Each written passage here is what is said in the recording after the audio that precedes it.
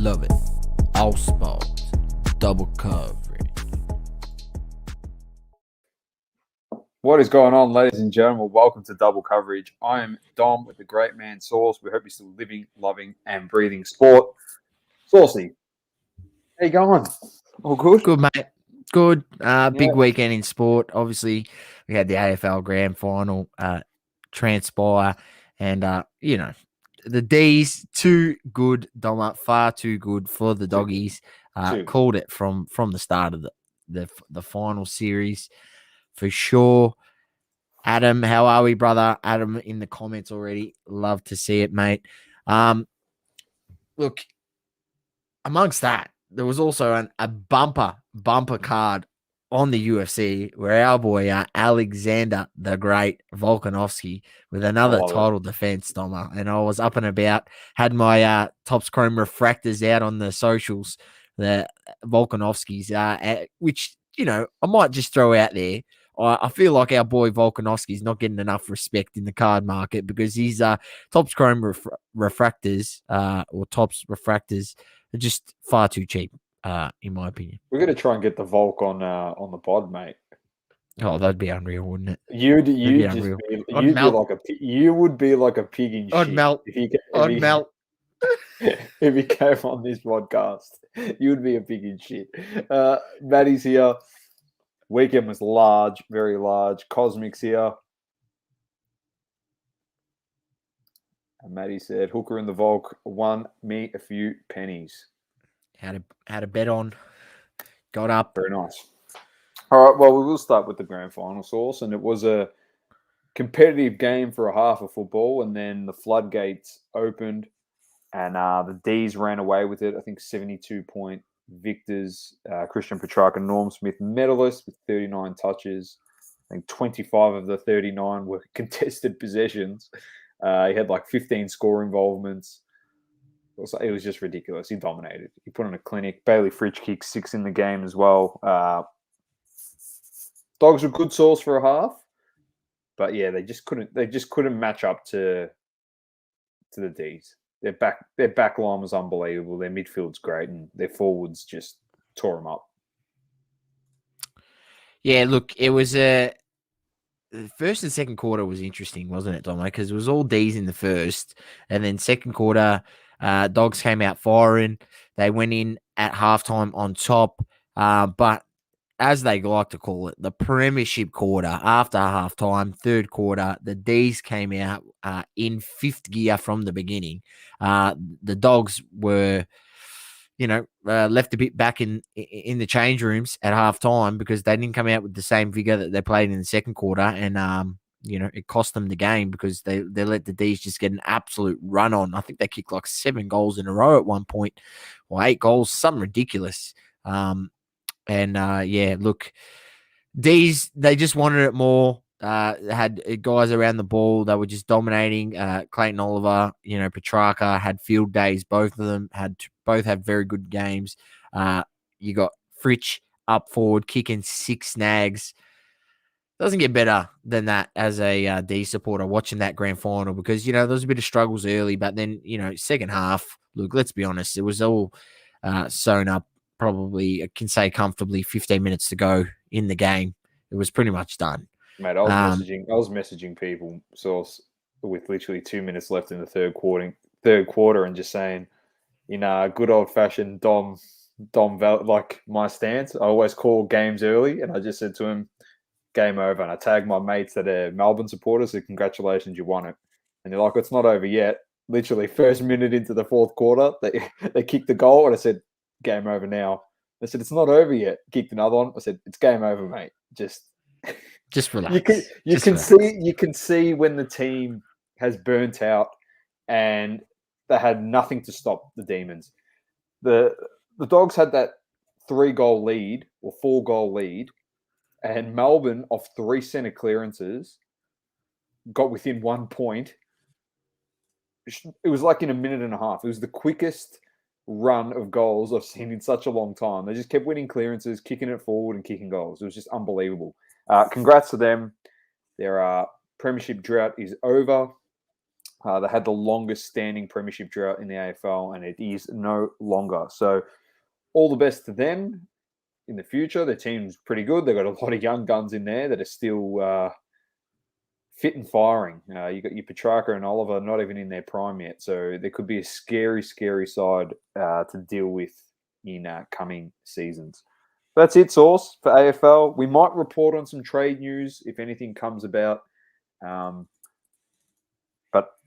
apart from that, AFL's done. It was a great season. Another year in the books, Doma. Yeah, it was good to get it completed after another seesaw of a year. So yeah, it's good. Good to have it done. We're not.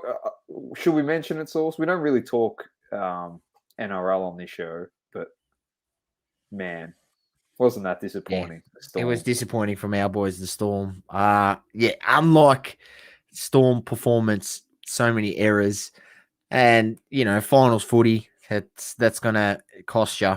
But credit to the Panthers, they played stout defense, and it should be a good matchup next week. Panthers versus the Rabbitohs, where I'm tipping the Rabbitohs to get the win.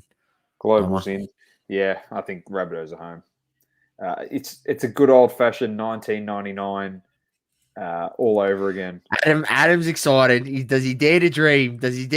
Adam, why not? Play that defense like you did against the Storm. You're within a chance. It's 1999, mate. All over again. Prelim final. Carlton beats Essendon. Wins North Melbourne in grand final. 2021. Panthers beat Storm. Rabbitohs win the grand final. As simple as that, mate. Their only opposition was the Storm, and they're gone. So they're going to win the flag. Maddie says, Benny Brown told to look elsewhere by North, then bang, granny. Well, I can tell you the story behind that. He wanted $750,000, and he wasn't worth that. And we didn't want to pay him, so we said to him, as a football club, we don't want to pay you that much money. But if someone else does it, we give you the blessing and we wish you all the best. And you won a flag. I'm happy for him. Yeah, good on him. I'm happy he won a flag. I had the same thing with Sean Higgins when he went to Geelong. I said if he wins a flag with Geelong, I'll be happy for him. There was no future at North Melbourne for these footballers. Coming into their prime, there's no future there at the moment. If they wanted to win here and now a premiership, North isn't going to win here and now for who knows how long, maybe a decade before we even have a chance to win a flag, be like a top-notch side to win it. That's if everything falls into place. So, yeah, wish them all the best. Global said, just had a fun personal rip at my joint, hit a bloody ripper. What'd you hit, Global? Matty says, let us know, mate. Smith on the sauce. You can't leave it like that. Munster and Smith on the sauce the night before. I did hear that. Oh, there's video footage out there as well of that. Yeah, there we go. Those two lemons. All right, let's move on, Sauce. While Global's going to tell us what he hit, let's go to the Premier League. I'm not going to be too... there you go. Global's put it on his Facebook page, the video. If anyone wants to go watch it, there you go. You hit an elephant. What did you hit? So I'll go find it, Dom, and we'll keep going. I'll go find it. We'll come back. But here we go. Results from over the weekend. City beat Chelsea 1-0. 3-3 Brentford and Liverpool. Watford and Newcastle 1-1. Leicester 2-2 with Burnley. West Ham 2-1 with Leeds. Everton 2-0 with Norwich. Southampton lost 1-0 to Wolves. Brighton Palace drew 1-1. And we left the best two games to last. In what was the most... Actually, no, we're not going to go. We're going to go with yours last, Sauce, your game, because we don't want to end the segment on a downer. We want it to be on a high.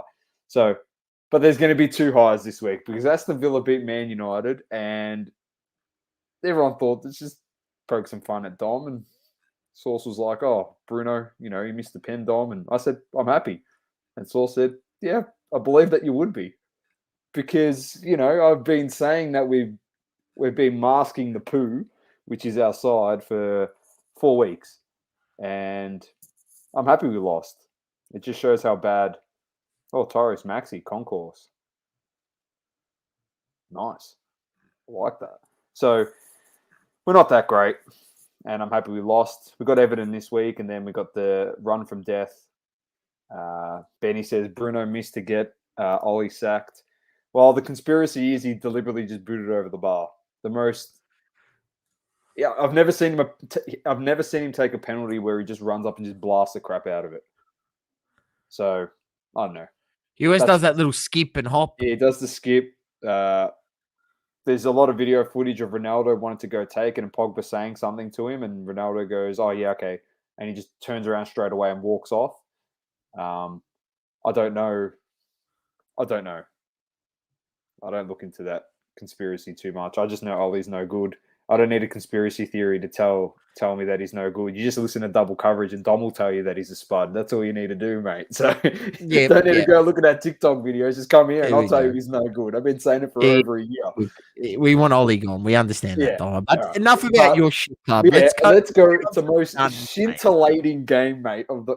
It was unbelievable. Get into it, Sauce. It was just so fun to watch. Woo! I was so happy. I was watching this game live. Dan Azuro _cards can attest to my excitement. The best 45 minutes of football Arsenal has put together all season. We looked brilliant. We were getting in behind. Our attacking players were, linking up together. It was brilliant. It was great to see. It was the Arsenal football that I've known to come and love out of this club. And the way we just put together a steamrolling 45 minutes, put the game to bed at halftime, up 3-0, got the job done over Tottenham.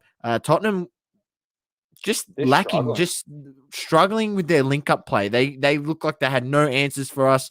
I mean, the way we were keeping the ball out there, we looked like we were, Barcelona, a la Barcelona, 2013, the way we were able to keep the ball off of them.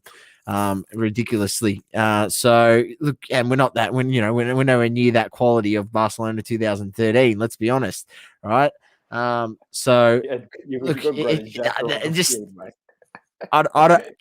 we still got Granit Xhaka on this. He played a good game. I'm not going to say he was good. He still did some things that just baffles me the way he just dives in on challenges, but. Good to see our young guys getting some confidence. Saka, Smith Rowe, Aubameyang looks like the Aubameyang I know, working off the midfield players presenting, and then, getting in behind, wasn't getting caught offside ridiculous amounts of times. Arsenal, look, Benny, don't go that far. Look, if we make top 6, I'll be happy, right?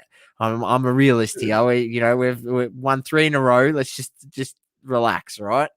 Look, on to, I don't know, I think we're in the Conference Cup or something, but on to next week, Doma. On to next week. There was a few other surprising results there, but we won't really go into it much because there was a few Champions League games today, and we got some on tomorrow, which we'll go into. But obviously, Brentford Liverpool was a shocking result for the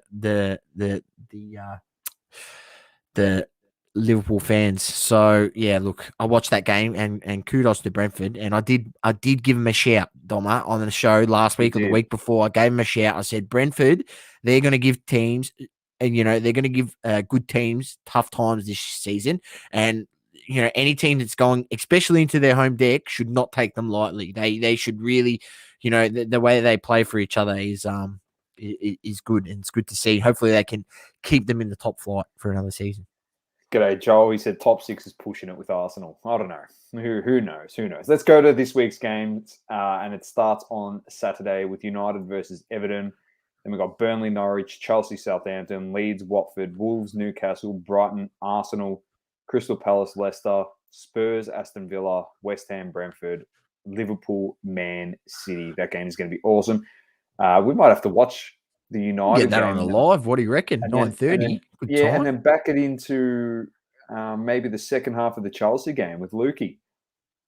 Well, second half. No, you'll be able to catch that whole game because the other game will be finished by 11:30.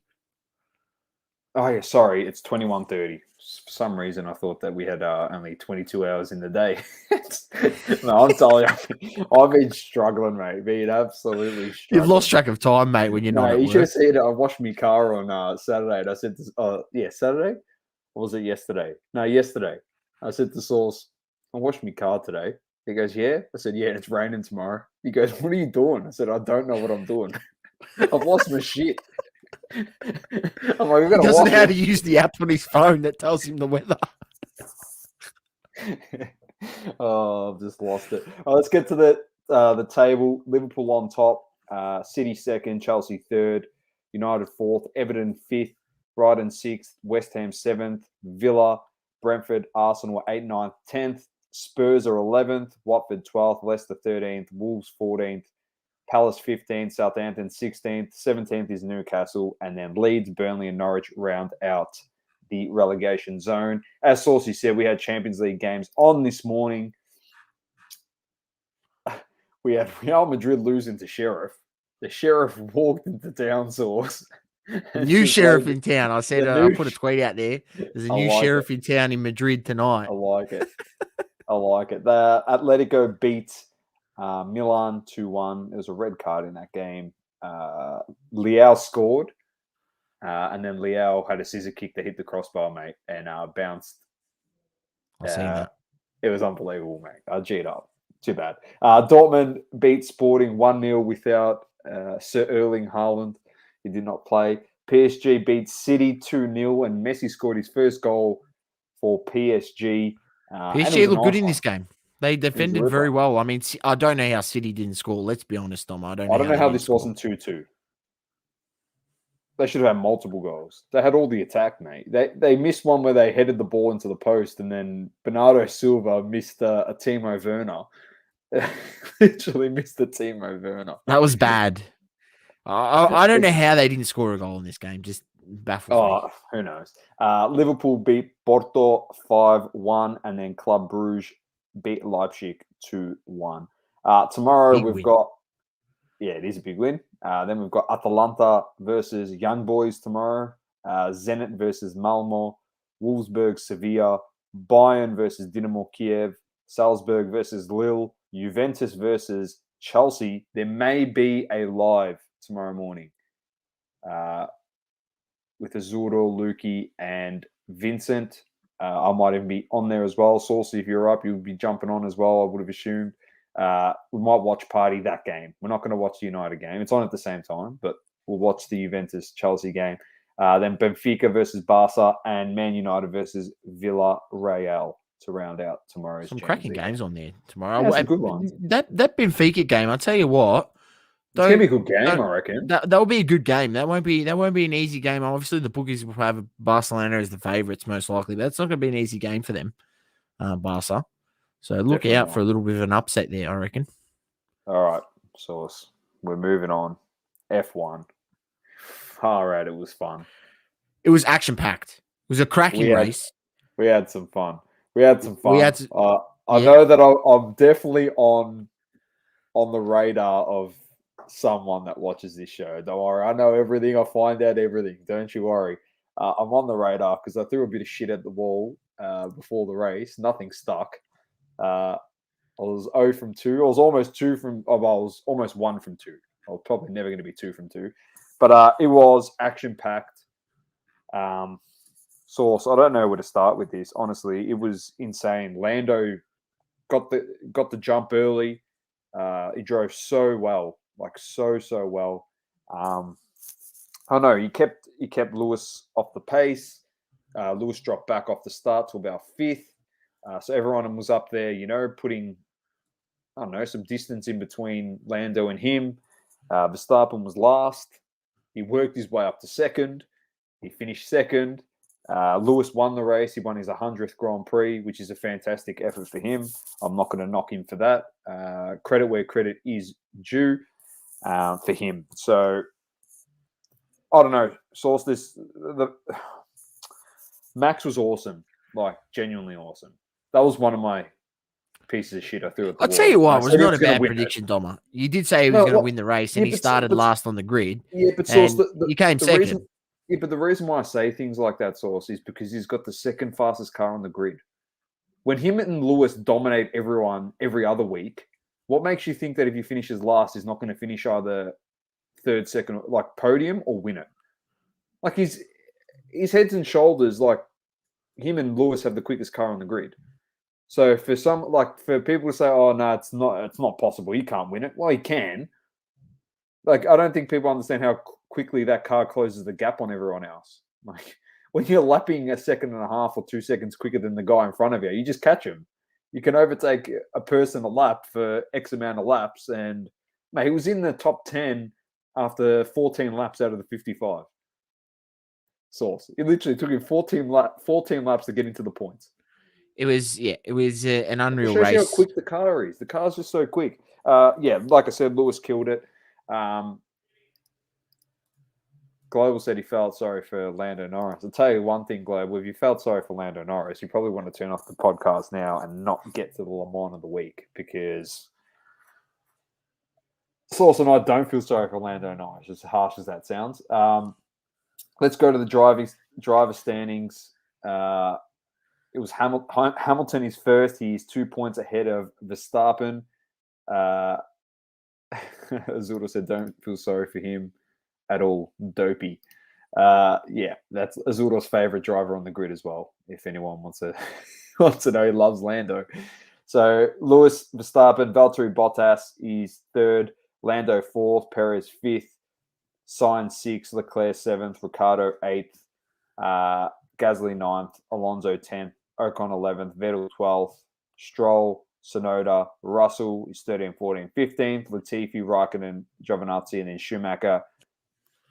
You know what's funny? I'll tell you something that's so funny right now. Like, Robert Kubica, who filled in for one race, is somehow they've put him above Nikita Mazepin on the World Championship, mate.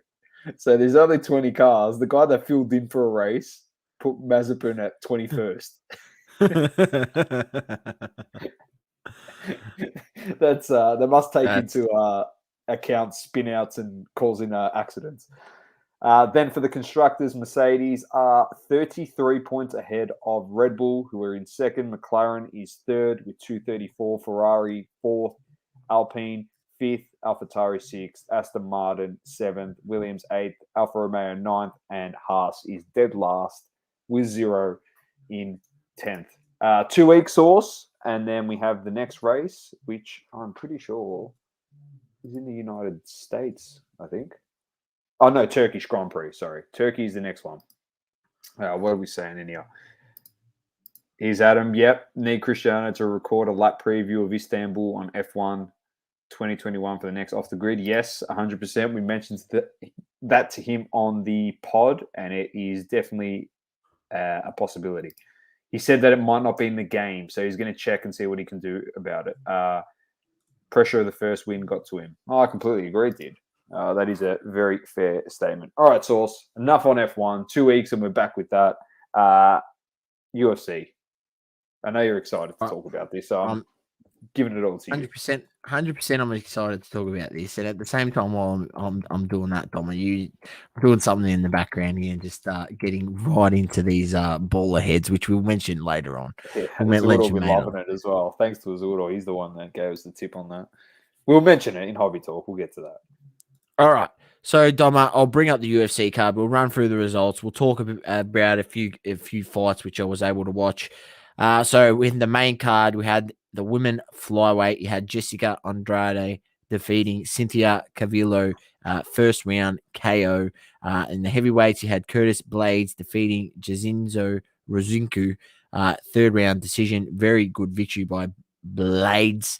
And then you had in the middleweight division, you had Nick Diaz with the return against Robbie Lawler.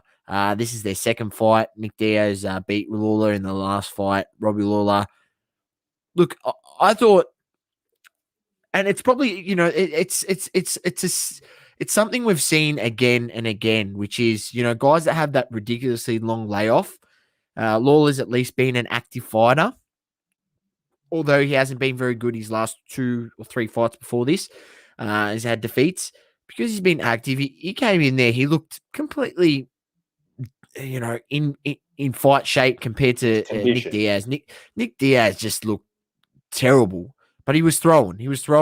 But Robbie Lawler hit one right on the button, and it was a bit of a weird way the fight ended, but Well done, Lawler, for getting the win over Diaz at third round KO. And then the women flyweight, I did say last week that Valentina Shevchenko would absolutely give Lauren Murphy an absolute beatdown. And that's exactly what we got, because she finished it in the fourth round with a knockout.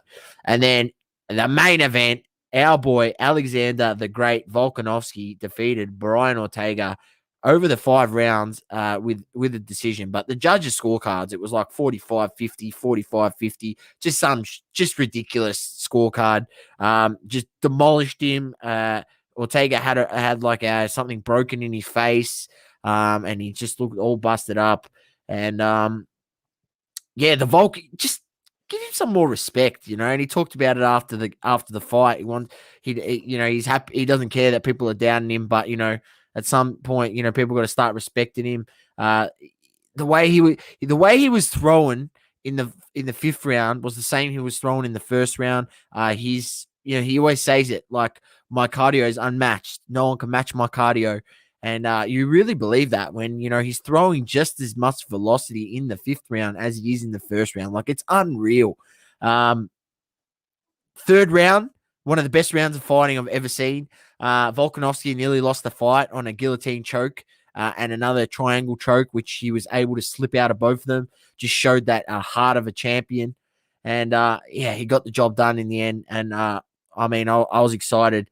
What I'm not excited for is Dome's. Obviously, there was a few people that knew the Volk was fighting, so they've tried to get his cards up on eBay. There was some cheap SGC graded refractor rookie cards of his that went. I think a SGC 10 I seen went for only about 70 US, and then there was another one that only went for cheaper than that. I think that was a 9.5. But I gave that play a while ago, Dom, and I think at the time when I gave the play, they were $20 each. Yeah. There was some. I stopped sort of following the card for a while, and because I got a couple, so I was like, what, I'm like, I've put the word out there that I think these are a good buy, especially with a guy that's the champ. He's had 4 title defenses now, 20 wins in a row in professional MMA, Dom. So I don't know how much more you need to do to prove yourself. He's going to fight Connor. I know what your answer is, but I just want you to say it on the podcast. So everyone that's watching and listening. Yeah. I would love to see that fight, first of all, Dom. I would love to see that fight. And if Conor McGregor gets into the ring with Alexander Volkanovski, he would get his head absolutely beaten. He would get smashed. There is no way that he could keep up with Volkanovski and the velocity of punches he would throw at him. No way. He'd have no chance. And I truly think that, Conor McGregor, he's done in MMA. There's no need for him to that. If he's, what he should be doing, Doma. And look, as much as it pains me to say it, but the fight for him is Jake Paul. And go make the money. Go make the money, man. Like 2 trash talkers. Go box Jake Paul. You're gonna make. It should be Jake Paul and Logan Paul versus Conor McGregor. That's what it should be. Handicap match. Make it WWE style. In an octagon, so Conor can do what he wants, but it's a 2-on-1. I would love to see that. All right, Doma. But that was enough. That was you. Just a quick shout, yeah. You watched her and you said she was going to lay the smack down, yeah. But how good is Shevchenko? She's that good. Yeah, she's elite. I'm not sure the weight difference, what it is between her and Nunes, but if her and Nunes could come to an agreement and they faced each other in some sort of weight that was in between the both of them, that would be just the ultimate woman fight of all time. It would just be unreal. I think it would be such, and that would have to be the main event, main event of the evening for sure. It would be huge. Have we got an upcoming card this week, Sauce? Upcoming card. So that was UFC 266 transpire, where our boy Alexander the Great Volkanovski got the chocolates. This week you got UFC Fight Night Santos versus Walker. Look, I'm not going to run through the main card, but I'm just going to tell you the 2 main at the top is the co-main event, Kevin Holland against Kyle Dauskas in the middleweight, and then the light heavyweight. This will be a good fight, Dom. Very good fight. Thiago Santos, I think returning maybe off an injury. I believe the old father is 37 years old. up against Johnny Walker, the knockout specialist. Johnny Walker is his name. No, not the Scotch. His name is actually Johnny Walker, Keep right? on walking, as Keep they on say. walking. And he's a knockout specialist. I think his last fight, he may have got a loss. Yes, so obviously before that, he had quite a few wins in a row, and they were all knockouts. And then he's coming off a loss, third round decision loss against Nikita Krylov. So he will want to bounce back. Thiago Santos, I believe, is coming back after a loss to Alexander Rakic, where he lost back in March, and then another loss against Glover Teixeira. So, he's going to want to bounce back, Thiago Santos. So let's see, his last win coming back in 2019 against the what is now the Jan Blachowicz. I think he's still the champion, I believe. So it'll be interesting to see this fight, and I think it will be a good one. So tune in this Sunday, ladies and gentlemen. I'm not exactly sure what time that kicks off. It kicks off at 10 a.m. The main card, prelim card, starts from 7 a.m. That's Australian Eastern Standard Time. I like it. All right, Sauce, let's get into the NFL Week 3. We obviously had Cardboard Cooper on last week, on the weekend, to cover all these games. We'll see if we can get him on this week. We're not 100% sure if we will be. That's just based on our schedules. But if we can, we definitely will. But let's go through the games, the results, and let's go through this week's upcoming games. So we had Panthers defeating Texans. We had the Colts losing to the Titans. Am I in the right week? Are we in week 3? Yeah, we are. No? Yeah. Week 3. Sorry. Giants lost to the Falcons 17-14. The Chargers beat the Chiefs. I think this is a game we might touch on pretty quickly. Bengals beat Steelers. The Bears got touched up by the Browns 26-6. Ravens defeated Lions 19-17. Saints beat the Patriots 28-13. Cardinals beat Jags 31-19. Washington lost to the Bills 43-21. The Jets got shut out by the Broncos 26-zip. Saucey's Las Vegas Raiders beat my Dolphins 31-28. Seahawks got touched up by Saucey's boy. Get him up on the screen. Get him up. Hang on. Up. You love it. Like that. You like that. That's for Cooper more than anything. Then we had the Rams defeating the Bucks 34-24. I called it, Doma. So I'm happy about that one. You did. Packers defeated the 49ers 30-28, and the Cowboys smacked the Eagles 41-21. Any games you want to touch on? We might touch on this Chiefs-Chargers game very quickly. They've lost 2 straight games for the first time since week 5 and 6 in 2019. The Chiefs. 16 points in the fourth quarter, Doma. They gave up. Herbert, it's quite concerning at the fact that I said his cards surely can't go any higher. But if he keeps playing at this caliber, he's a big unit, and he can sling the ball, and he can hit the target, which is catastrophic for opposition defenses. That's for sure. He's very, very good. So I know it's just a hiccup for the Kansas City Chiefs. Everyone's panicking because they're last. Josh Gordon signing on there to the practice squad. Yep. I think it's 4 weeks.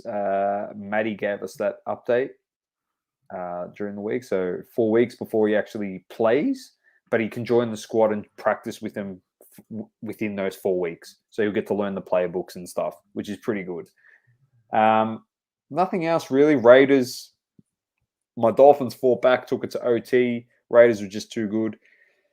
Honorable mention, the Ravens hitting the bloke hitting a 66-yard field goal to bouncing off the upright through to win the game. That was unbelievable. Just unreal scenes. I mean, not that they should have struggled that much against the Lions. So it's probably worrying signs in the sense that, if you go have a look at Lamar, he was very average throwing the ball. They made him throw it 30-something times, and he was only hitting at about 50%, which is pretty average. Other mentions are the Rams. You did have Cooper said that the Rams would get the win over the Bucks. they're looking good. They're looking good. Stafford in there, obviously, definitely an upgrade from Very good. Goff. And well coached. So their defense is very good, keeping that Buccaneers offense to only 24 points. Then, my boy Kirk Cousins getting the win over the Seahawks. That was entertaining. Packers, great win away at 49ers. Jimmy G struggled at times. They used Fields in there for certain plays and we're mixing it up. It was interesting to see. And look, I'm going to have to say this, but, we went into this to the season saying that the Cowboys wouldn't win the division. Probably we're going with Washington. I've changed my tone. It's the Cowboys division to lose. I'm not saying that they're going to go ahead and, light up the playoffs, but they shouldn't lose that division. As long as Dak stays healthy, I think they will should sew up that division for sure. Well, Matty said Lamar in that Ravens game had to hit a 4th and 19 to get that kick to win the game. So pretty clutch to nail that. Let's get to this week's games. And we've got Jags at Bengals, Titans at Jets, Kansas City at Eagles, Panthers at Cowboys, Giants at Saints, Browns at Vikings, Lions at Bears, Texans at Bills. My boys versus your boys. Colts at Dolphins. Might actually get our first win of the season, Doma. Yeah, I reckon you might. Washington at Falcons, Seahawks at 49ers, Cardinals at Rams, the two undefeated teams playing against each other. Steelers at Packers, which will be a great game. Ravens at Broncos. As you know, Broncos are also undefeated. Buccaneers at Patriots. Tom Brady returns back to Gillette. And another ripping game on Monday Night Football is Raiders at Chargers. So we've got be a ripper. We've got a big week. We've got a really big week coming up. Massive week. So stay tuned for that. It all kicks off with Trevor Lawrence against Joey B. Last time they played against each other was obviously in the college national championship where Joey B got the chocolates against Trevor Lawrence in the championship game. So first time they've played each other since. So it's going to be exciting for them to match up against each other on Bengals Thursday will night. slap them. I think they will. Bengals have actually been surprisingly very good. And funnily enough, I said the Bengals were going to beat the Steelers. And they did. Mate, my confidence in Big Ben, mate, and that Steelers team. They're going to be inconsistent, very inconsistent this season. There's one thing Sauce always said, and I made sure I went and I looked at it. He said, just do yourself a favor, look at that box score at how many times Big Ben throws the ball for a guy that, like, his body breaks down. I went and looked at the box score. I think he threw it for 56 times. The guy he's finished. Like, he can't be, the guy that's always injured, you can't be making him throw the ball 56 times. Like, that means in that 56 times he's throwing, he's either getting hit after throwing it, he's getting sacked. Like, they got no running game. That's what it tells me. So they're going to struggle. All right, Sauce. Lamont of the week. And I think, I don't know. I did say I was going to give it to Lando. But there's someone else that came to my mind. So I might have to do an impromptu change up. But I think that you probably will be the one that will lead this change up. And it's not going to be sprung on you and you're going to be like, I'm not prepared for it. Dom, what are you doing? You're putting me under the pump. So we woke up yesterday morning and pretty much, Sauce, I think it's safe to say that the career of this guy is over. It's over. There's going to be no 5th or 6th chance for this guy. He probably is the epitome of a Le Mans. He's the definition of a Le Mans. He's been in performance enhancing drug problems in the past in the sport. I think Sauce knows where I'm going with this. He's now physically assaulted a female. It's been one of the biggest falls from grace from this guy for one of the biggest talents in the UFC. He's the draw card of the company when he does get in the octagon, and he's become probably the biggest Le Mans of the UFC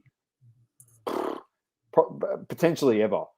The impromptu Le Mans is going to Johnny Bones Jones for getting arrested yesterday morning for assaulting a female.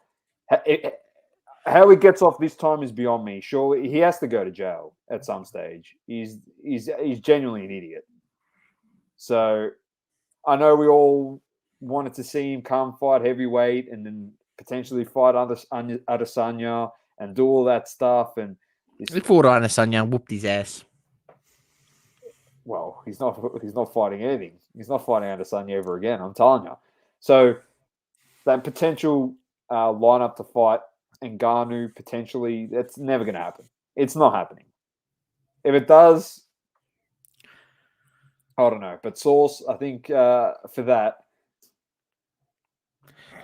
Johnny Bon Jones, you, sir, are a lemon. I'll tell you what, Doma, you've got a death wish. You've given the lemon to Tony Bellew, a former WBF or whatever world champion. Now you've given it to John Bon Jones. I tell you what, you should be sweating. I'm not sweating. He's behind the bloody prison bars. He can't do shit. And plus, I got the Volk. I'll get the Volk on my side. I have Alexander the Great, mate. Like, he's behind prison bars. I'm not scared of that lemon. Oh, he's an actual dud. He's the definition. I don't want to. Like, I'm trying to be careful with the cussing. I want to keep it to a minimum. But he's an absolute clown. Genuinely a lemon.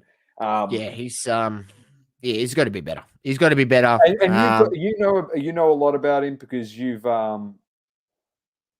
just got back. Surely gave Norris a Le Mans as well. We can. Nah. You know, I'll tell you what Johnny Bonds Jones did was probably pretty lemon worthy.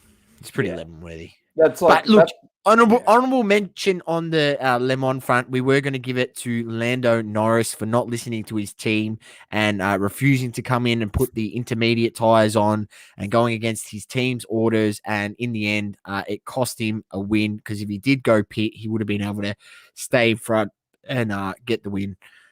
So look, rookie error, and that's what you get from an unexperienced driver. That is a time you definitely should listen to your team. So surely Sauce as well, like just on the actual Le Mans of the week, you'd have to be frustrated. You're a big UFC man. You follow the sport. This guy is probably one of the biggest talents, if not the biggest talent ever in the history of the sport. And he just keeps making critical errors. It's just frustrating for the sport, even for Dana White. He must be absolutely frustrated at the moment. So that's unfortunately that is what you expect from Johnny Bon Jones. He's a loose unit, and he doesn't like to stay within the laws. He's broken them a number of times. So to be honest, when I read the news, I sort of just said, "Oh, here we go again. It's another Johnny Bon Jones act." I was not phased by what he had done in the slightest because you sort of expect the bit of idiotic behavior after all the things he has done in the past. So look, lemon of the week, John Bon Jones. Unfortunately, brother, you got to be better than that. 100%. All right, Sauce, we're going to get on to hobby talk, as we always do. Brought to you by our friends at Cardladder. Imagine everything you love about the hobby in the palm of your hand. An entire store at your fingertips. Everything you need to know about cards is within your grasp. Unlock the secrets of the hobby. Plus, so much more. You don't have to imagine anymore. It's here. Cardladder. Get the app today. Very nice. Thanks to our friends at Cardladder for that. All right, Sauce. I think we made the executive decision. Blockchain Boys is gone. We got sick of seeing just sticker dumps on cards, and the creativity just went out the window down there at Panini, which is in a bit of John Bon Jones fashion. Not surprising that that they lost a bit of their artistic flair down there at Panini headquarters. That's not And still, we surprising don't know at all. what the Dutch auctions sell for. There's no record of that. So we've pulled the pin on that, but we do want to touch on something. Our friends at LTB, Cage and Andrew, actually interviewed Brett Whiteley from Panini, who deals with their blockchain, and some interesting stuff out of that source in terms of pushing potentially for NFL next as a NFT release on their platform. They've obviously got UFC, baseball, and basketball on there. There's also word that they're trying to get the Panini Dunk and Panini Blitz apps to connect with the Panini blockchain. I don't know what the full extent of it is to become NFTs. I'm going to assume it's the numbered cards that you've pulled in those in the app, in the packs, that you can probably mint those as an NFT because they're serial numbered. I don't think if you've got 20,000 cards, where Sauce had 6 phones running at one stage on the Panini Dunk. I'll trade them all to one though. One account, so it's stacked. So you've got like 20,000 cards on the account. I don't think you're going to get 20,000 NFTs out of it. I don't think that's the way it works. I think it'd be numbered cards. I don't think they can do that. I think, it'll be interesting to see how they make that bridge happen. And there are quite. Look, I looked at it like this, Doma. There was a point there where I was actually, buying. There was people selling them on eBay and buying them for a couple bucks, these digital cards, and I was like, man, by the time they get around to this, like, those couple bucks that I was spending, and I could just go buy some actual cards or buy some other stuff, and I was like, man, I got over it after a while. I flick on the Dunk app every once in a while, but not so much into it. There's a few other things that are in the digital space that have tickled my eye and got my eye, which we'll mention on a bit later. But yeah, look, good by the boys there to get Brett on and get a bit of direction as to what they're seeing. They are open to suggestions within their Discord. So if you're not within the Panini NFT Discord, which I don't even know if I'm in it or not. I don't think I am, man. I'm in too many Discords that I don't bloody know. So yeah, going in there, you could give them ideas. Obviously, they've got some really good licenses in terms of having the NBA and that sort of thing. But yeah, it's interesting to see where they're going, and it's good to hear that they're open to community feedback and improving. And yeah. Brett also got in and bought a Lucas Tiger after the show, which was pretty interesting. That I seen him in Lucas Tiger's Discord, and he picked up a Tiger, Luca Tiger, one of the NFTs. So to support them, which is good to see. Awesome, definitely very good to see. All right, Sauce. Tops now. I think this is the better approach. Get rid of that blockchain shit at the moment. Oh, no, I don't want that. We want to share my screen. That's what we want to do. Let's get this bad boy up. We're going to go US to UK. That's what we're going to do. While we're going through this and we're talking about it, Sauce, I'm probably going to, as you can see, we've got a lot of baseball. Look who's here, Sauce. Look who that is. Zura, are you still in the chat? He's still in the chat. He's got an RC? No, it doesn't. But his boy's in here. Last minute winner here for Kevin Bayrans, Christopher Nkunku, Dennis Akira. And then we got, what else we got here? Charles Gill. Tops now is good. Sauce. Then we've got the Visions here, which is from the Star Wars Visions. It's a bit of that anime concept to it. It's pretty cool. New series. I think that's out on Disney Plus at the moment. So some pretty cool stuff in there. There you go. We've got Overtime Elite Tops now. Jalen Lewis, Bryce Griggs. We'll have a clue who these guys are. There you go. Mikel Antonio.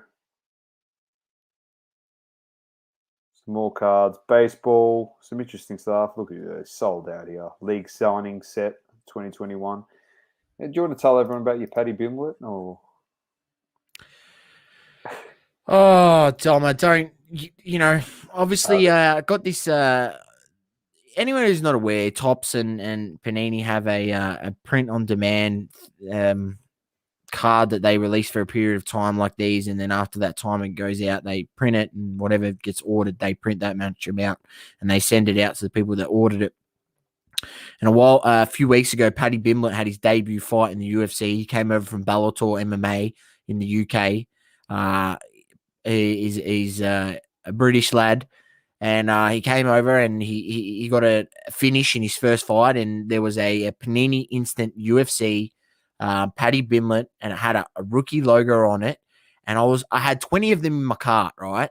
And I go, I reckon this is going to be a play. Like, I reckon, I'll tell you what, they got a Panini Instant Alexander Volkanovski. I'm looking at right now. I'm gonna have to get one of these. Do they actually? A couple. Yeah, they do. I'm gonna have to go get a couple. There's got one of him belting Ortega in the face, and then there's one of him getting the belt wrapped around his waist. If you go to the Panini, it's in Panini Instant. Panini Instant. And I had 20 of them in my cart. The Paddy Bimblett, and I was like, I don't know. And I should have just gone with my gut, because I tell you what, I looked them up the other day. Could have ordered them for $8 a pop. And now people are buying them on eBay for $40. Dom, $40. Okay. Ridiculous. Look, I'm sure he'll be in next year's sets of Prism, but until that point, he's not. And I guess, people love the hype of their first rookie. But yeah, interesting. Definitely interesting. I'll just bring up quickly the Volkanovski on the screen so people can see it. There's one there, and there's the other one there, and there's a few more UFC things there. Oh, there he is, Johnny Bon Jones. If you really want him going into the Hall of Fame, GSP into the Hall of Fame. You got Valentina Shevchenko. Bang, nice fight. Nice photo there from her post fight. But geez, I tell you what, I'm gonna get myself one of these Volks. There's a gun. What a gun! He is in the back.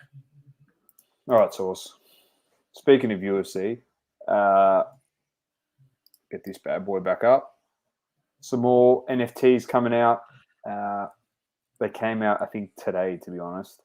First wave base cards, global icons, tie-dyes.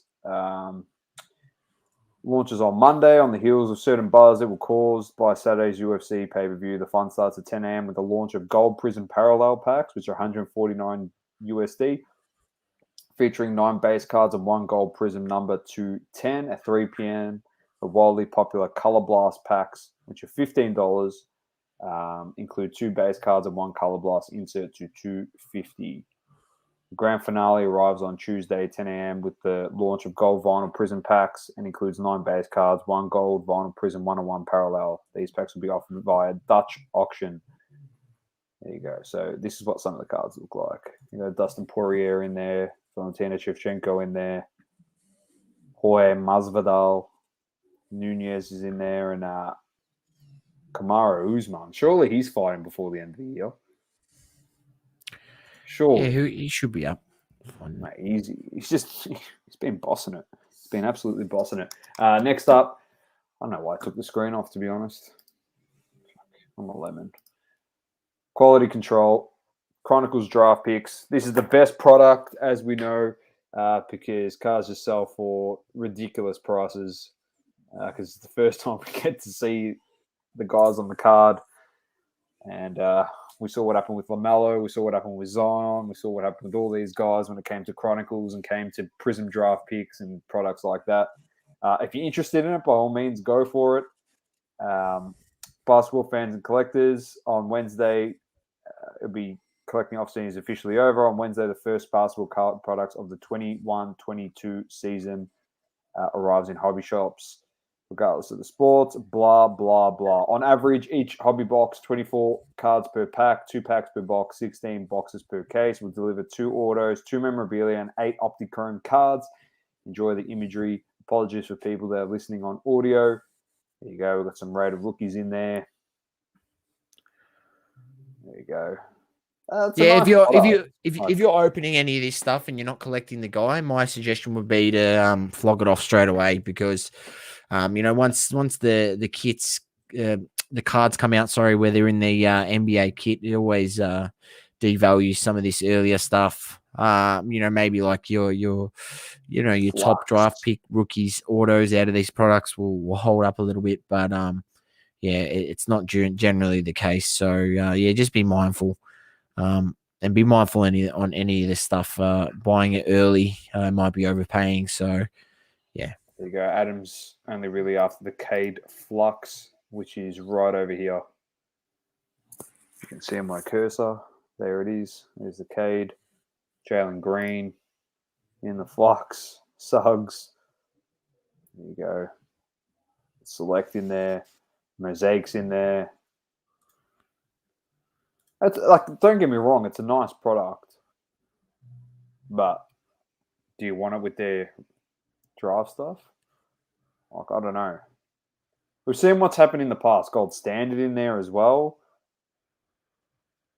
We know what always happens, Sauce. We always say, probably this isn't the buy. Someone gets a Cade Cunningham or a Suggs. They sell it for just ridiculous prices. People just are holding these cards, these Chronicle cards. Then Prism draft picks come out. Then these cards are worth nothing. Then people start buying the Prism draft picks card for exorbitant amounts of money.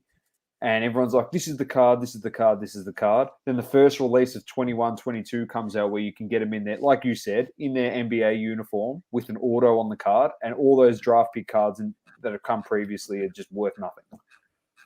Not worth nothing, but they not as much as what you could sell them at the time where there's no other products available. They go down dramatically, Sauce. They do.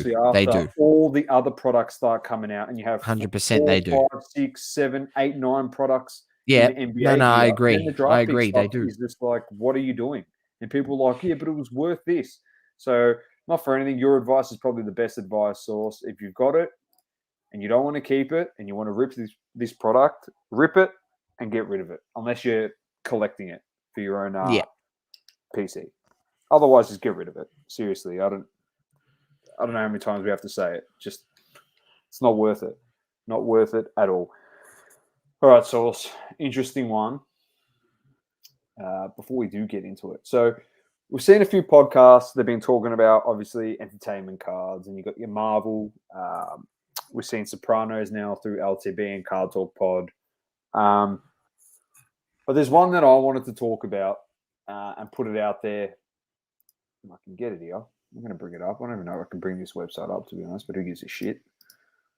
We've got Rotten Tomatoes, all right? Now, the movie in question that I'm looking at is not the Christmas Freak, Sauce, all right? I'm not looking at the Christmas Freak. I'm not looking at Lamb. I know we get a bit freaky on Christmas, but I'm not looking at the Christmas Freak. All right. I'm looking at this fella right here, Daniel Craig. And the movie is No Time to Die, James Bond. All right. So that's what I'm looking at. It doesn't have to just be Daniel Craig. If you want Sean Connery, you want Roger Moore, you want George Lazenby, he was another one. What's going on, Card Hour? How you going, Vincent? Great to have you in. So it is... who else do we have? Pierce Brosnan as well. So I'm in particular, I'm looking at Daniel Craig. So obviously we're over here. These are some of the first cards with Daniel Craig in them. Whoops. Apologies. Right here. These are the first cards. Well, his first card as James Bond is a 2007 007 spy cards. Commander Daniel Craig. So there you go. Then we've got some Casino Royale cards here. What year were they? They were 2007 Rittenhouse. Pretty sick card. It's a costume relic, that one.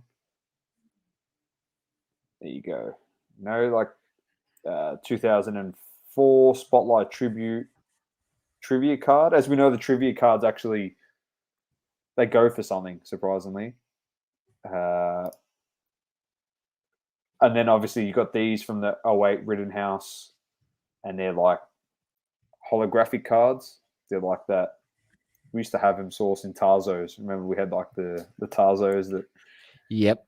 at the hollows. And then we've got some stickers here as well. Casino Royale, that'll be his first sticker. That one there. That one there. That's a Quantum of Solace one. There you go. So there's a few options out there. There's his first auto as James Bond, 2010 Rittenhouse, James Bond Heroes and Villains. I'm just saying, all right? I'm opening up the door here, not just for Daniel Craig. That's what I'm trying to say to you. If you love the franchise, like I do myself personally, and we are into the whole movement of entertainment cards at the moment. I didn't want to give superheroes, right? Because it's easy for me to say Venom's coming out and go buy Venom and Carnage, and I'm not going to rehash things that other podcasts have been doing. It's just like, why would we do that? We want you to go and listen to those podcasts and get those tips from those content creators, as in LTB and Card Talk Pod. So do yourself a favor if you want like Sopranos and Marvel, definitely head over there for those plays. We don't want to give the same ones, but yeah, I think James Bond, one of the biggest franchises, the longest running franchise in cinema. I'm pretty sure as well. It's had that many films, there's that many James Bonds, and there's that many great actors that have played James Bond. So you might want to go back in time and pick up a Sean Connery. I think that's definitely what I'll be looking at, as he was one of my favorite, if not favorite, James Bond ever. But in saying that, Sauce, funnily enough, there's been another product that has come to light. And I told you about this product, and the first thing you said to me was, what the is Metazoo? That is the first thing you said to me. You go, what is this shit? You're like, what? Yes, exactly what I said. That's actually quoted. I'm not even making that up. He's like, what are you talking about? What is this crap? So I've got a little article up here. This was done on the 30th of July. So it's about 2 months ago now. But I just want to give people a bit of an insight into it, because it's getting produced by Tops. So it's not a bullshit product that's just off the shelf by some third-party, run-of-the-mill card-creating company that just said, oh, yeah, we're going to put our name, we're going to create this thing called Metazoo. So we'll give you a bit of a background on it. If you bought the first release, the boxes are ridiculous. Absolutely ridiculous. I think they're going for like $600 a box.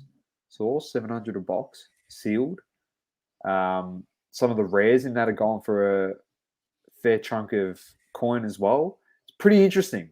Pretty interesting. So, celebrity DJ and Pokemon fan Steve Aoki, Saucey's favorite DJ, is working on a trading card game. He joins Metazoo Cryptid Nation Studio as the co-founder and partner. So, we know who he is. Steve Aoki, celebrity music producer, DJ, and noted collector of valuable Pokemon cards, has joined the studio behind a new trading card game, as well as finding fame for his collaborations with a number of musicians that no one really cares about. Aoki has generated a reputation as a celebrity fan of trading card games, having purchased one of the rarest Pokemon cards, the Japanese promo Pikachu Illustrator, for more than $420,000 earlier this year. Aoki has also live-streamed unboxings of valuable booster packs and auction autographed Pokemon cards in support of various charities, which is very nice of him. Obviously, he's got a partnership with Coffee Breakers and stuff. So the DJ's latest move in the world of trading cards card game appears to be making one of his own. As Aoki has joined trading card startup Metazoo Games as a co-founder and partner.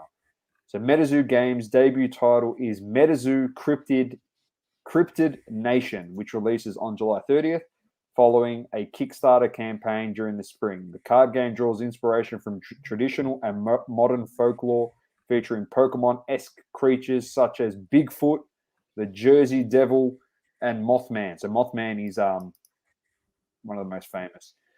Cryptid Nation shares gameplay similarities with trading card games such as Magic: The Gathering, with players drawing cards and spending aura, the game's equivalent to MTG's Mana. I don't think there's any... If you want to read the rest how long has this been around for, Metazoo? July 30th, 2021. Wait, no, wasn't there boxes before that? No. So it's just Series like 0. this. It's just started. Like, yeah. That's what I'm saying. This honestly could be something. I don't know if it is going to be something. There's a comic book out on it as well, Sauce. So like, there's a comic book. So is it an anime? Like no, it's not. No, it hasn't been turned into an anime yet. But I'll get the marketplace up. Hopefully that's running, so I can show you what some of the cards look like. Here's one of the things. This is what one of the things look like. Illustrated novels. There you go. There you go, your little Ash Ketchum right there, but he's got a book instead. This is bizarre. That's this what I is said. What the hell is it? So I thought this has been around for longer than that. There's some merchandise here, Sauce, as well. You can buy these pants with some eyes on your, you know what? Yeah, by all means, if you want those. I'm not going to take the piss out of it. I really am not, because in all honesty, who knows what this becomes? No one knows as of yet. But just to give an example, this is what some of their monsters look like. Mizuchi looks like a Shenron cross with a Gyarados, if you ask me.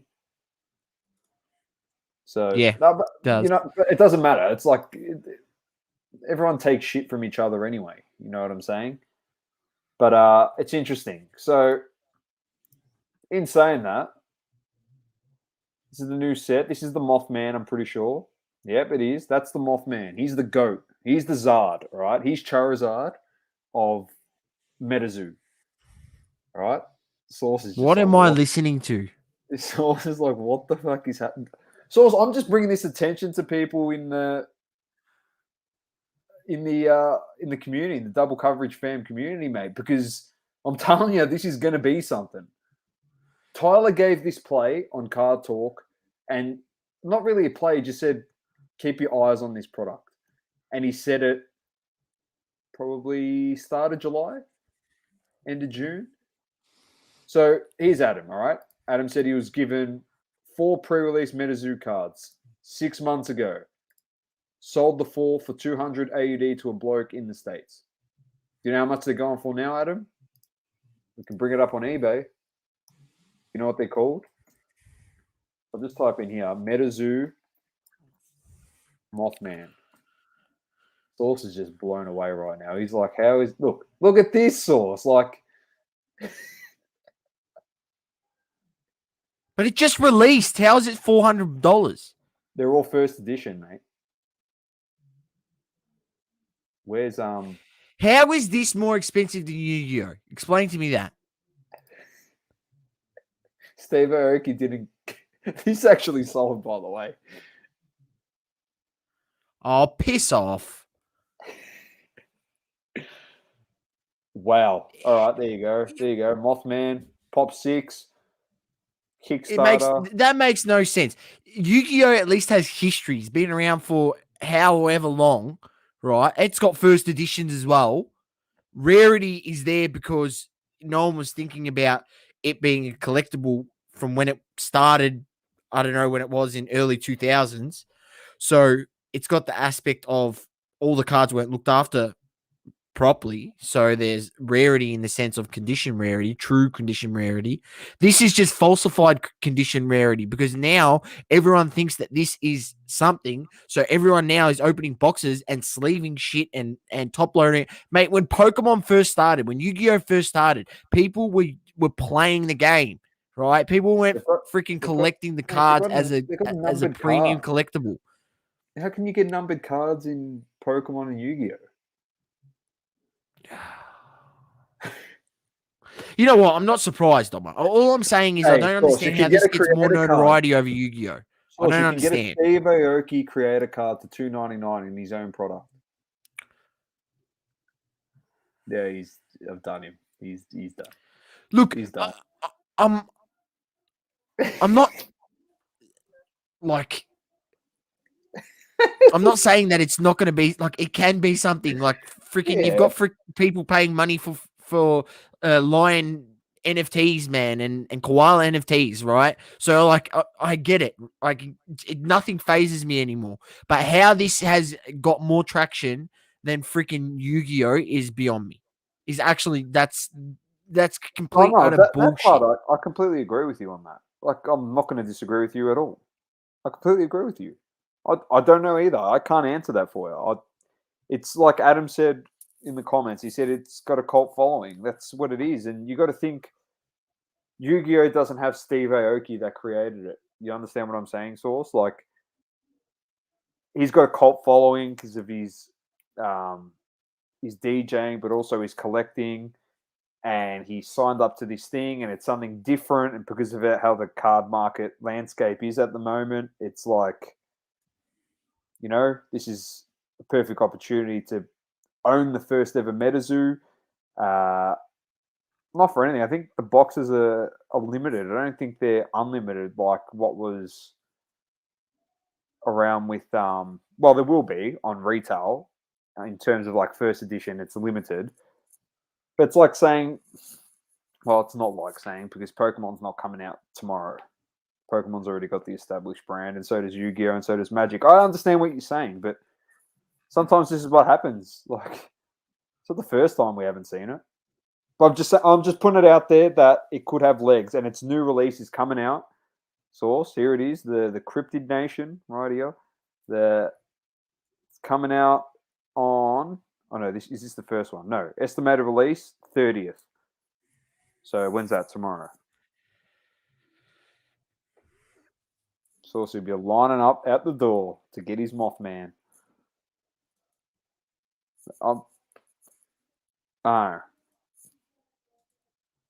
He's in disbelief, ladies and gents. It's hard to get him in this state, but he's in absolute. Anyway, let's get to some proper stuff. Yeah. I just wanted to bring attention to that, something different. I think it's best we advise people out there what's actually happening as well around in the hobby, not just sports cars. There's all types of things happening, entertainment, TCG. This is technically classified as TCG. So, oh no, there's a Metazoo Cryptid Nation Kickstarter first edition sealed booster box. I think it's numbered to 2,500. Source currently listed for 18,000 USD. If you're keen on that, so maybe you can go out and buy that. But let's move on to started from the bottom. Now we are here, and in light of the great man signing a humongous contract this week, I think it's time that MPJ is on the. Oh, he sent me pics. He was given. Oh, Adam. So, Source. Here we go. MPJ versus who? MPJ. I'll bring it up. Obviously using Cardladder. We've got the graphs here. We've got MPJ. I've put the Prism Silver PSA 10 rookie card against Dwayne Wade's PSA 10 Topps Chrome base. Why I've chosen the base, obviously there's 807 in the pop. There's 2013 in the pop of the Michael Porter Jr. and 807 of the Dwayne Wade. If we go have a look at the 6-month graph, I mean, the last solds, you've got Dwayne Wade's only selling for $300 more than MPJ. We look at guys like, obviously MPJ's an amazing young talent, but hasn't really, taken his game to the next level, to the level of, taking a team to a title, which is Dwayne Wade's level, which he did in his second or third season in the league. Second season in the league. Third, yeah. So, we thought it was a good comparison. I mean, go out there and give me a Dwayne Wade Topps Chrome PSA 10 rookie every day of the week over Michael Porter Jr. And I'll say that again. Give me the Dwayne Wade every day of the week. So for only an extra $300, you're securing that has half the amount in the pop in terms of rarity. You can go in there and look at the refractor. Of course, that's going to be a shitload more. So I'm just looking at cards that have a similar amount of rarity. And that's why I put in the silver PSA 10 Michael Porter Jr. Prism. And, the Dwayne Wade 2003 Topps Chrome base. So, just looking at those two, comparing them. Obviously, we're looking at Dwayne Wade's. He's accomplished, and, we know what he's achieved. inducted into the Hall of Fame, I think, or maybe not yet. Not Maybe yet. next year, not yet. So he will be. And then you've got MPJ. So look, it's one to keep an eye on. Like I can't fathom spending that money on MPJ when you've got a guy like Dwayne Wade who's done it all. So yeah, it just baffles me. I mean, this is the 6-month graph, and I'll go here and I'll look at the 1-year graph. You can see it was a lot more different where that was when they had the run up. When was that? Back in Feb. But you come to today and even just go to the last month graph. I mean, it's been pretty close. It's been pretty close. So yeah, just an interesting one to look at.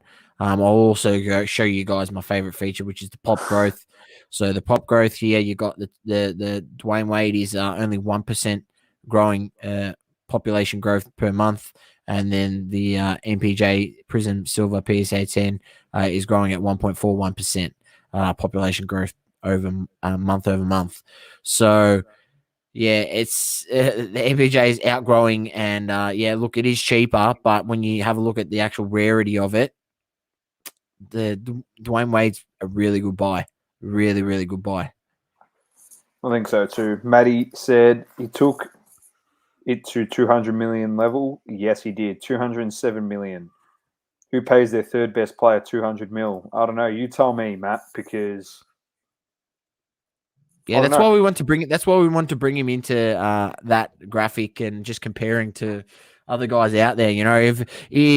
If that's what you're paying right now for an MPJ Prism PSA 10 silver rookie card, and you compare that to a similar amount of rarity card in Dwayne Wade, and one guy's got 2 championships or 3 championships and a finals MVP award, and was the leader of one championship team, and then obviously the Robin in the other 2. And then you've got this guy, and he's accomplished absolutely jack shit, and you're already paying $550 for his card. He's accomplished absolutely jack shit, and Denver's paying him 207 million. So yeah, it baffles me, man. So that's why I was like, it was a good one to bring up and compare them to. You need to think about it, that if you're looking at collecting this person and holding on to him for the foreseeable future, for years to come, I mean, I wouldn't be buying. I wouldn't be buying that. I would not be going near that. The biggest MPJ concern card with him, though, as well, Sauce, is like if he has strings along a few games that are really, really good, you expect that pop growth to grow even more. You're not gonna be turning on your tally on a Friday Ava or a Friday night and watch Dwayne Wade putting up numbers because he's not playing in the league anymore. So the next time you probably see that pop growth go up a fair bit more than what it is now is probably when he does get announced to go into the Hall of Fame. So that's Matty said, who is worse, him or Rudy Gobert? Oh, Rudy Gobert's like an instrumental piece in the Utah Jazz team, like defensively.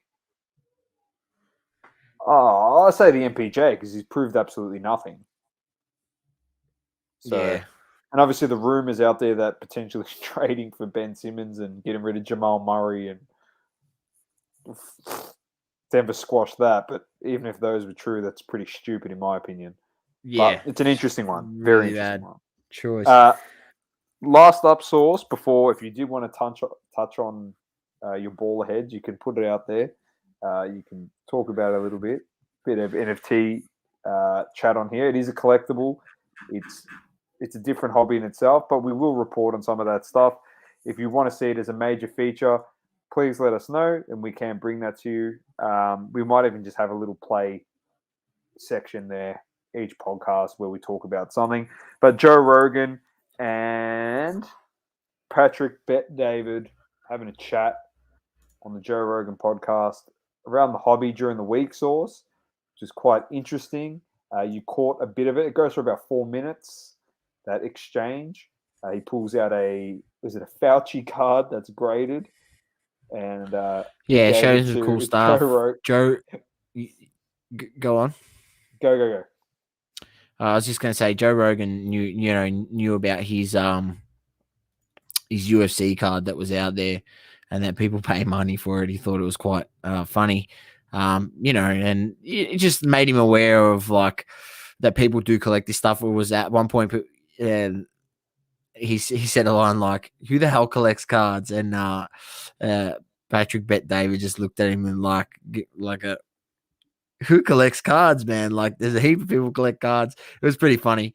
But yeah, it's just, for that to be on Joe Rogan podcast, I mean, that's obviously more eyes and more ears on the hobby. And, as we had so many aha moments last year, and then even earlier on this year, and stuff like, featuring on ESPN and, being on NBA TV and, cards being at the forefront of those platforms, being on TNT, with Adam Lefko bringing out his cards on there. And, there's been so many moments where the card hobby has been brought to the forefront on the main stage. And here's just another, one of those occasions. Which is brilliant. Just shows that there's still so many undiscovered people out there in the card hobby, and people are finding it every day, and hopefully wanting to take the leap to jump in and learn and collect and have fun. So like it. More eyes is like, and it is probably one of the biggest podcasts on the planet as well, the Joe Rogan podcast. So for sure. It's pretty good. More eyes and ears on the hobby, which is always fantastic. It was just a short, brief one on that. Wanted to touch on it. But Saucey, you wanted to speak about some NFTs. So you've been racking. I've pretty much lost you to this. Honestly, every time I chat to you, just searching up something, Dom. I'm in another Discord. Just give me a sec. Yeah, look, it's a rabbit hole. I tell you what, Dom, it's a rabbit hole, this damn NFT thing, but it's entertaining. And it's something fun. And I mean, look, some of them I don't understand, but there are some NFTs out there where they're trying to build in utility and stuff like that. There are some out there that just make no sense to me, and I'm also okay with that because I wish I had taken the leap of faith on a few that I knew about on really early days, and maybe I would be sitting in the Bahamas or something and having a nice coconut, cut open coconut with a nice cocktail in there while I'm doing this podcast, but I'm not.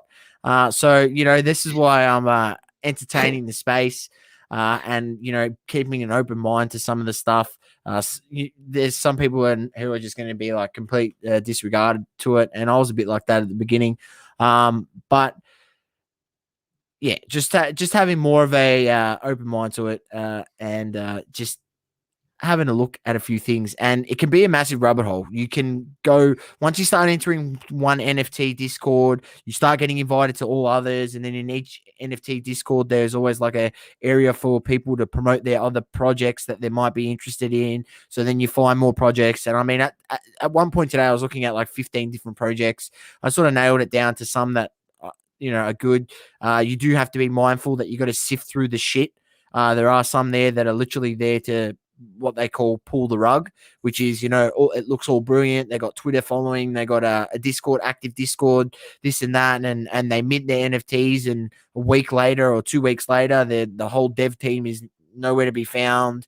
There's no, they've got their roadmap, but they're obviously not keeping to the roadmap because you can't even contact them, and they've pretty much vanished. So you've got to do your due diligence and sort of make sure that the project that you're going for is going to go ahead, that the devs look like they're decent. I mean, sometimes it is hard to tell because there are some devs out there on some projects that are anonymous and they remain anonymous, but there are some out there that are, they put themselves out there, obviously whether they've got a LinkedIn profile and stuff like that. So look, the one that I've been looking at, and we got put onto this one by Azura_cards Dan, who does the Soccer Card Collective podcast, is called Baller Heads. It's 5,000 baller heads that are getting minted, and there's 1.7k that have minted. The floor price is 0.04 ETH. And this is what it is.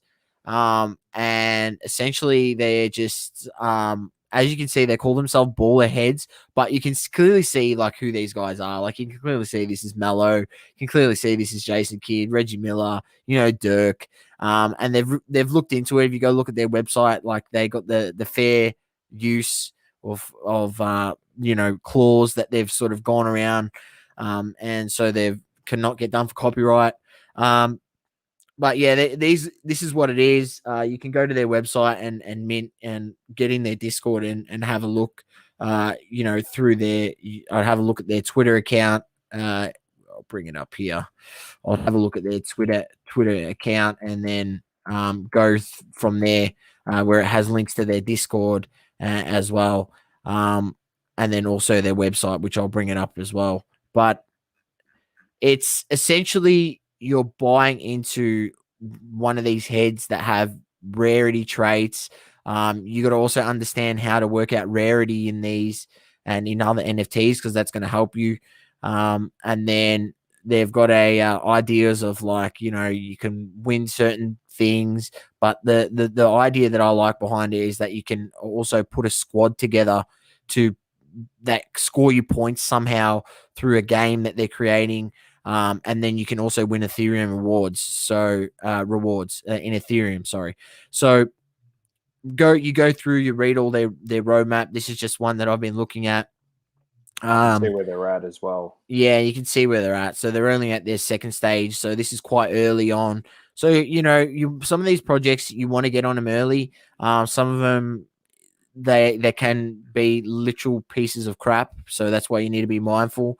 But also, please don't take my advice as gospel, because I've jumped into this, but I've been sort of following it for like about 2 days and done a bit of reading up about it and looked at the Discord and look at the devs and see how active they are in the Discord, that they're answering people's questions and that they're really there to actually build something out of this. So I also like some of the other things that they're doing. They're doing some stuff for charity and stuff like that.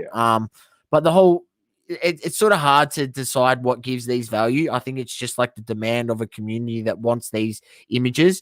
But if eventually that there is a some sort of way that you can play a game, like you've got a certain amount of these guys and you can enter them into a squad or a game and you can earn Ethereum through that, I think that's like a good enough reason for me to give the project a crack. Plus, I also like the imaging. So some of it can just be like down to what they look like and things like that.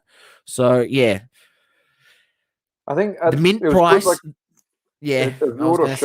Showed this to us, and the funny thing is, as you know, Saucey and I have got the NFT series going on our channel, and we've been looking for other things to mint. Obviously, we've got our Lucas Tigers as well, but this is very us as well as, like Sauce said, he's done his research. I've been doing my research into it as well. And you want to be sure before you buy something. It's exactly like cards. You want to do your own research. You can listen to us, but the best thing and advice is go do your own research first before you buy absolutely anything. The best thing to do is also, if you're unsure of shit, is get in their Discord. Go to Discord. If you're not in our Discord, first create a Discord. If you don't have Discord, first of all, get in our Discord, which will be in the description, the Double Coverage Fam Discord, and then go join these other Discords. Because once you're in there, you can ask questions to the creators and everything, and and get some ideas as to the whole point of the project. But it costs 0.05 Ethereum to mint one of these. There are other ways, as you go into this more and more, you can see that people are selling some of them for 0.04, which is actually under the mint price. There's only 5,000 available and 1.7K have minted already, right? So the floor price is actually lower than what the mint price is, which eventually after everything gets minted and the community keeps growing, then the floor price generally goes up. Doesn't always happen to be the case. That's why you also need to understand rarity behind them. Like, something like this has got more rarity than like something like this. And how you figure that out is you sort of click into one and you go to the properties and you sort of have a look at the traits. And, the Barbarian, there's only 3% that have that trait. There's a gym background like that. Only 3% have that trait. So this all comes into it. There's also other tools out there that you can use on Discord. There's a rarity sniper for this particular NFT, and there's also rarity.tools, which you can also find more rarity statistics about the NFT and whether it's a more rarer version out of the possible 5,000 that can be minted. So, that can also play into a factor of later on, once they all sell out, the ones that are rarer, the floor price on those rarer ones will be actually higher than just the standard floor price on, say, like a average one like that, or one like that's not really, doesn't have a special background or anything like that. And that can also help with the how much it may be worth in the future. So like there's a few different things that you can sort of run through and go over. But there's so many projects out there. There was, and I could go over a whole bunch of them. And I'll just tell you one more that was, I think that's what it was called. Maybe not. But yeah, I can't find it. That's all right. I'm not going to go into it and give you the wrong information. But there was another one called something like Betting Apes. And, just to say, it was like, the whole premise of it was you were buying into a share of an online casino. So you buy an NFT and that actually gets you a share into the profits that they're going to make an online crypto casino, and you get paid out a portion of the profits that the casino makes. So the more NFTs you have, the more profit you get paid out from the casino. If you've got only one NFT, you get paid out, your percentage of the profits, and there's a whole bunch of other stuff. And so there's more projects than just, ballless heads. It's endless, Doma. But yeah, that's enough on NFTs.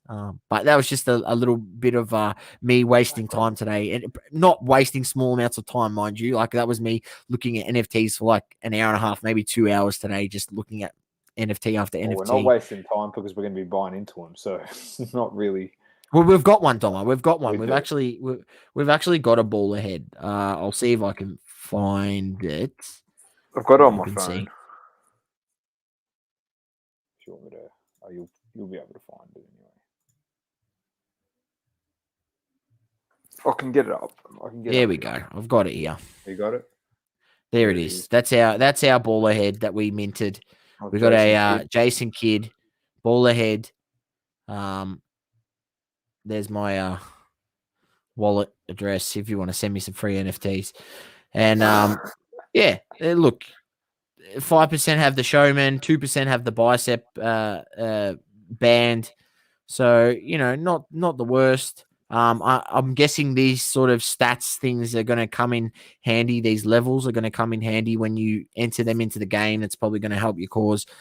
Yeah. So there's just one project that I'm looking at. It's a bit of fun. I really like. There's one aspect I've spoke to Domin about this, and I've spoke to a number of people about this. Is buying something and then when you want to sell it, you just sell it. There's no shipping, no nothing. It's just, they buy it off you off OpenSea or off another NFT marketplace, and you get the crypto and they get the item. And there's no going to the post office. There's no double bubbling. There's no putting cardboard around the edges of it. That's probably the one aspect that I like about it. A lot actually. Just less time doing that stuff, but definitely still a cards man first. NFTs is something that I'm having a look at. And, if you've listened to the show before, I have mentioned that I'm in other NFTs as well. So these are just like some of the other ones that I'm looking at. And yeah, we will be adding to our NFT millionaire series where me and Doma aim to roll. It's getting there very slowly. It's getting there very slowly, Doma. But, look, whether we become millionaires or not, but we dream big. It's all a bit. Exactly. It's all a bit of fun. That's pretty much it, Saucey, for the hobby talk. Just one thing, 11th of October, we are sending off our first sub with HGA. So if there's anyone listening here that is interested, please send your cards in as soon as possible to avoid any delays with postage and your cards arriving to us. So yeah, if you can get those in, by all means, get them sorted. We've had a few cards come. I think it's over 30 cards now, probably close to 40. after a few people in the group said they're sending in a lot more, some stuff as well today, which is good. But yeah, we look forward to it. We look forward to showing some of the stuff that we're actually subbing as well. So when we come back with some grades, it'd be awesome to do a bit of a video on that as well. So, Sauce, unless you have a saucy Smokey, we're done and dusted. No Smokey. The only thing I'd be saying is, dust off your basketball cards and get them listed. Get them up on your eBay account. Get them up. Start getting out stuff that you want to sell because the season's just around the corner. The hype will build up. You want to be selling it on the lead up. Generally, that's the time. Yeah. Look to figure out what you want to move on because there should be an opportunity as attention moves over to basketball as it's coming back. I think it's 3 weeks away the season, 4 weeks away. 3 weeks, yeah. I think it's about 3 weeks. So That'd be 2 sick. weeks, yeah. Yeah, So it's just around the corner. So that's what I'd say is get your stuff out. I've literally, if you look over the back here, stacks and stacks of cards, taking pictures. We'll be listing all this stuff up on my eBay accounts, which for people to have a browse and buy. And as much as I hate eBay, it's just so much easier just to have it there and someone buys it, someone can make you an offer. It's very convenient. That's it. Alrighty. Sauce, that's it for episode 65. So thank you everyone that's joined us live, who's going to listen to us, who's going to watch us. Please keep sharing us to your friends and family and to everyone else that you think may be interested in the card market or even just sport. Get them onto the pod and just keep listening. I think one thing Sauce and I did mention potentially for the people living down in Melbourne, if we do open up towards the end of the year, maybe doing a Christmas party type thing where we can actually get together and actually meet each other in person for once because we haven't had that opportunity. I know we speak pretty much every single day. We'd love to have everyone all around Australia that we talk to, but especially like the ones here in Melbourne, because let's be honest, we're probably not going to be able to go interstate, probably catch up hopefully before Christmas and get that sorted and actually be able to meet each other in person instead of chatting over Instagram. So put a face to the name. Anyway, Sauce, good app. Keep living, loving, and breathing sports. I'm Dom with the great man Sauce. It's double coverage. Peace. Peace. Thank you for tuning in. Please don't forget to leave a review on the Apple Podcasting app. Also, follow us on socials, Instagram, Facebook, Twitter, and TikTok. Talking all sports, double coverage.